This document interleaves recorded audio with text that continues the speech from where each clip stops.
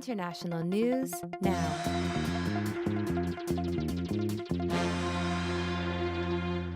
Welcome to International News Now at UT. The idea for this YouTube channel grew out of a large introductory class on U.S. foreign policy that Rob and I teach every year to thousands of students at UT. The course introduces students to some conceptual tools, largely drawn from political science, that can be used to evaluate America's larger role in the world. We examine how a series of domestic factors shape important foreign policy decisions of the United States. And we examine how a larger international political order, often through war and globalization, constrains and remakes the interests and collective identity of the United States itself.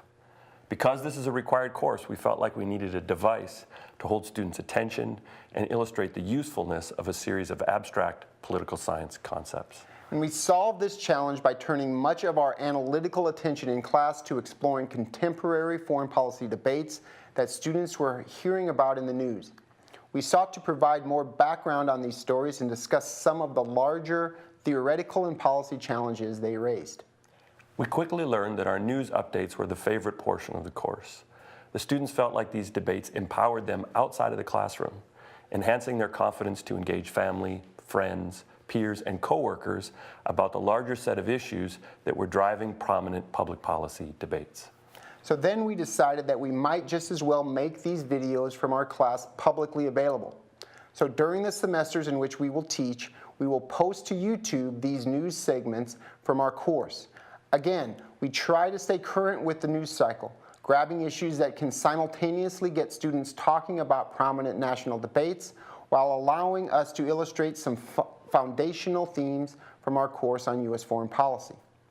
Finally, we recognize that the challenges of engaging in a productive and civil dialogue in today's hyper-partisan political environment. As university instructors first, we do not and should not have a partisan axe to grind here. For reasons of full disclosure, we are both political centrists who frequently find lots to criticize about the public positions taken by members of both political parties in the United States. Our principal goal in confronting these debates is simply to provide students with more analytical tools to think critically about what politicians from both parties are saying, and to push our students to think broadly about what America's role in the world today should be. Sometimes we will criticize because the facts and implications of actions point to certain potential outcomes that we may deem to be detrimental to U.S. interests or global stability. We will strive to be fair and objective, but most importantly honest about where we think the facts surrounding a particular issue lead.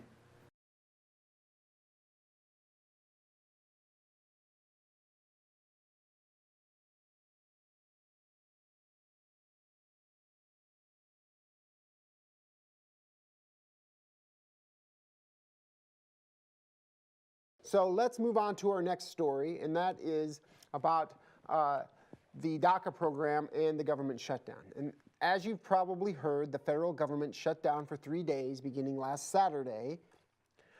This meant that all non-essential government services halted during this 3-day period. Many federal employees were furloughed and told not to come into work on Monday. The government closed because Congress failed to pass a budgetary bill to authorize public spending on these services. If Congress doesn't authorize a budget, the money cannot be spent. Now, yesterday, the Democrats in the Senate made a series of concessions that allowed Congress to pass a short-term spending authorization that will keep the government open until February 8th, and so the shutdown is over. Now, a normal functioning Congress should be able to pass these authorizations for a much longer period of time. So this is a symptom of the dysfunction. And it's not just under the Trump administration. We've had government shutdowns and short-term authorizations under a lot of the previous administrations dating back many administrations. But this is a sign of a dysfunction. Congress should be able to pass an authorization to spend money for at least a year, not for 3 weeks. So, what is going on here? And what does all of this have to do with immigration policy?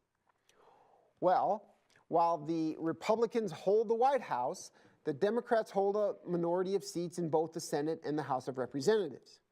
Now, this means that the Democrats possess very little legislative leverage to influence domestic or foreign policy under normal circumstances. Now, they the Democrats that is, tried to use the government's need to pass a new budget to secure some concessions from Republicans on immigration policy. The Democrats could hold up the passage of any budget in the Senate because the Senate needs to secure at least 60 votes to avoid being filibustered. Now, a filibuster occurs when at least 41 senators agree essentially to talk a proposed piece of legislation to death. They rely on procedural rules to sustain Senate debate indefinitely in a way that prevents any vote on legislation. So that's how you stop government. Consequently, the Republicans needed Democratic support to pass a budget because they don't have 60 seats in the Senate. They have 51. And they have John McCain who can't show up, and so they even need more Democratic support. So the Democrats hope to exploit this need of the Republicans for some Democratic support to pass this budget to get concessions on immigration. That's the dynamic here. This specific concession that Democrats sought was an extension of protections against deportation for undocumented immigrants brought to the United States as children by a parent. Now, even though we know it is a politically charged term, we are using the term undocumented here intentionally because it is important to point out these people were given legal status to be in the United States, by DACA. And DACA stands for the Deferred Action for Childhood Arrivals program. And that was implemented by the Obama administration through an executive order in 2012. The Trump administration announced the end of this program in September of 2017.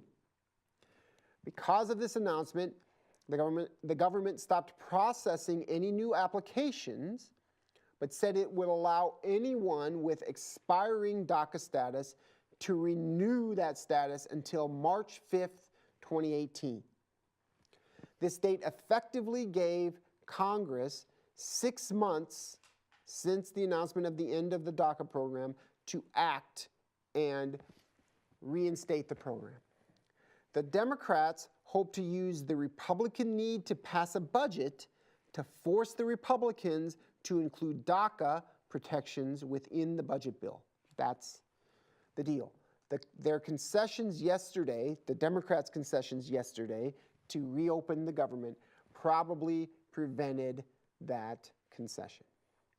Now, before talking any more about the politics of all of this, we want to run a short video that summarizes the DACA program. So let's run that video now.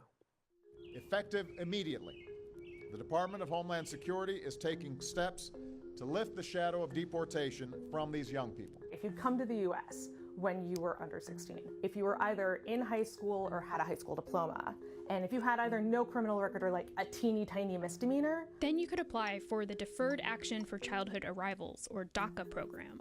Basically, a permit that protects you from getting deported and allows you to work legally in the U.S. Juan got this protection, and so did nearly 800,000 others who applied.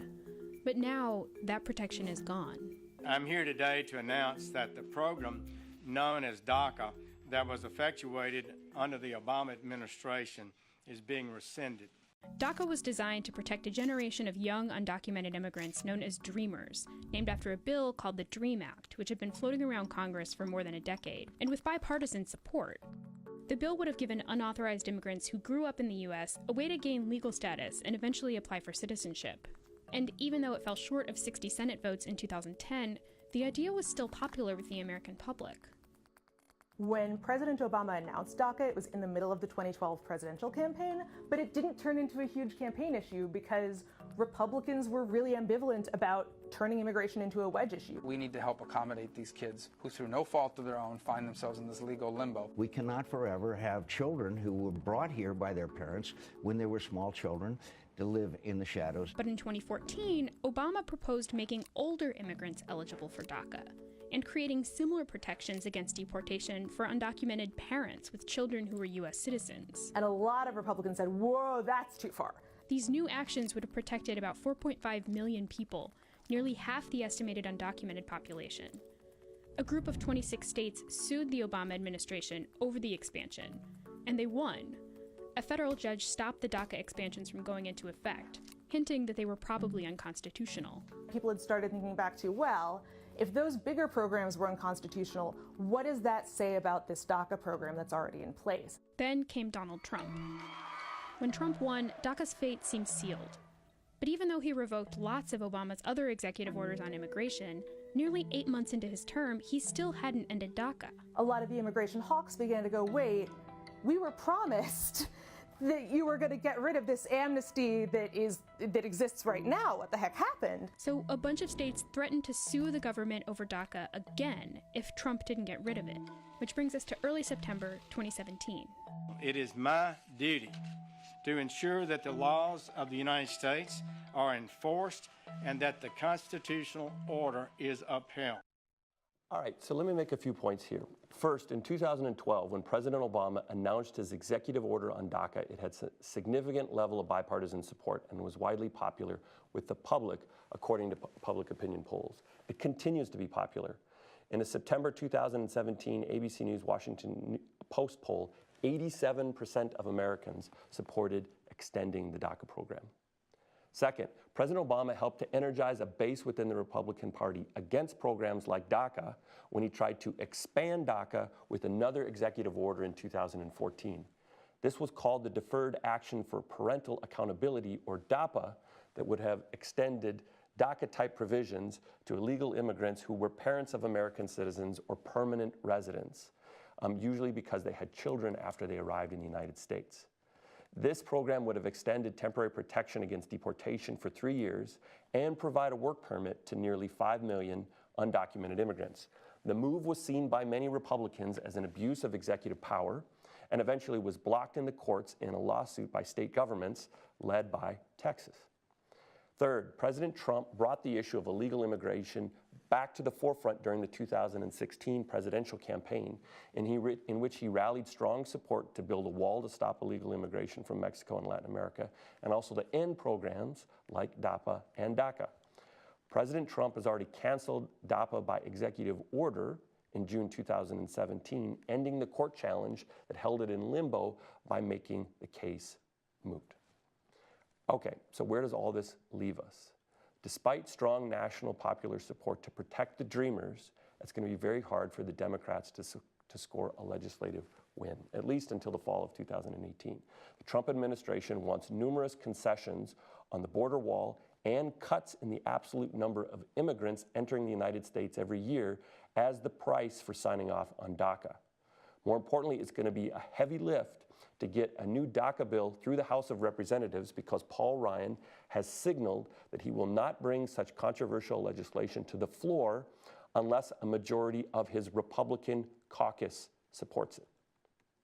So, given this potentially dim future, why did the Democrats cave yesterday? Their public defense of backing away rests on a promise from the Majority Leader, Mitch McConnell, to hold a vote on DACA in the Senate in the next 3 weeks. It's important to note, though, this promise doesn't bind Senator McConnell, Majority Leader McConnell, to secure support for the bill from his caucus.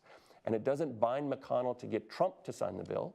And it doesn't bind McConnell to pressure Paul Ryan to get a DACA bill through the House. In short, the Dems didn't really get anything to help the Dreamers now. The Democrats did get a vote in the Senate that could be used against Republicans in the midterms, given the enormous public support for the Dreamers. Again, go back to that poll. 87% of Americans support extending the DACA provisions. However, the Democrats just don't have a lot of leverage here. Republicans have created a narrative during the shutdown in the last 3 days by focusing on military spending and focusing on the CHIPS program. We didn't talk about this. There was an extension in the budget deal, or a bill in, hang on a second, Rob. There was an extension in the budget deal that authorize CHIP spending, which is insurance for kids in poverty. What the Democrats did, or sorry, what the Republicans did is construct a narrative that the Democrats are trying to hold up budget authorization. They are hurting the military to protect illegal immigrants. That was the argument. Republicans also said the Democrats are holding up a budget deal that would protect low-income children to protect illegal immigrants. This narrative wasn't working for the Democrats. Democratic senators realized this, and essentially what Chuck Schumer decided to do was, we probably can't win this in the public narrative right now, or in the public forum right now. We're going to sign off on this. As long as we get a vote in the Senate, even though we know that we're not going to get anything through the Senate, and probably not going to get anything through the Senate, and definitely not get anything through the House, that we're going to take this small victory to use against the Republicans in the November midterms. What does all this mean? It means that there's a good chance that action on DACA might have to wait until the midterms. Now, it's unclear. I mean, one of the things that the senators have talked about their frustrations, they don't know where the president stands on this. And while he's publicly said he wants to protect the dreamers, the question of whether he's going to spend any of his political capital to pressure Republicans in the House to sign off on something is unlikely. And the other thing is, the challenge here is that Republicans are going to want more concessions from the Democrats to do a deal on dreamers, border wall, tougher quota restrictions on immigrants that is really going to further alienate and aggravate and frustrate the Democratic base, which will then make it hard for Democratic legislators to sign off on any compromise. Right, and so it doesn't get easier for the Democrats to extract a concession on February 8th. It probably gets harder because they caved once. I think that this is going to be difficult. Now, I do want to make one point about how sensitive and personal this issue is for a lot of people. I mean, DACA recipients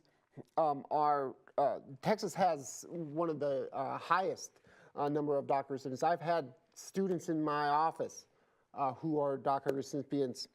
This is a incredibly personal issue.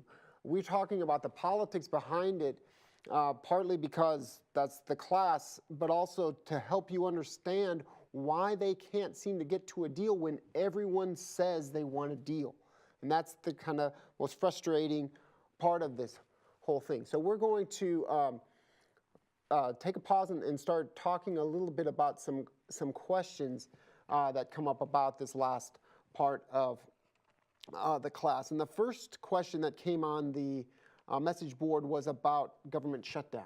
And so I did a quick look about, have government shutdowns become more numerous because of,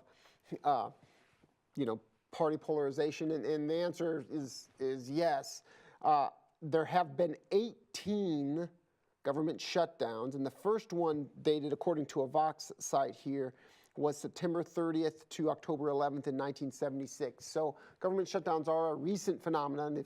Post World War II phenomenon. It hasn't always been an issue for the U.S. government, and then they accelerated since the mid 90s, when party polarization really has animated the American political scene. So let me answer another question here. So what are the status now of DACA recipients in? What will happen to them while they wait for legislation? So anybody whose DACA permit expired in the period from October until March was able to renew it through March. And now essentially what's happening is the government is no longer renewing these DACA permits. And so people whose DACA permissions expire after March will no longer be able to renew it. They have no status. They have no status, and so they could be deported. And it's not just that. I mean, what DACA did for these recipients is it allowed them to get a job, it allowed them to get a driver's license. It allowed them to have a life kind of out, not in the shadows, they always say, to use that cliche. And now it's not necessarily that, these 700,000 people are going to get deported. I highly doubt that. But it will change their lives nevertheless, because they could easily lose their job, or if they're looking for a job, it's going to be much harder to hire them. It's going to change all of their planning. And so that's the key effect. It increases the uncertainty and this stress and tension in their lives tremendously already, much less after March. So I want to give the poll results, but before I do, just when we're thinking about this, imagine if you had been brought to this country at the age of 2 or 3, and then 3 months from now you're told that you can't go to school at the University of Texas, you can't get a job, and you have to go to a country that you have no living memory of. This is the jeopardy that your fellow colleagues could potentially be in. So please be empathetic of that while we're talking about these larger issues.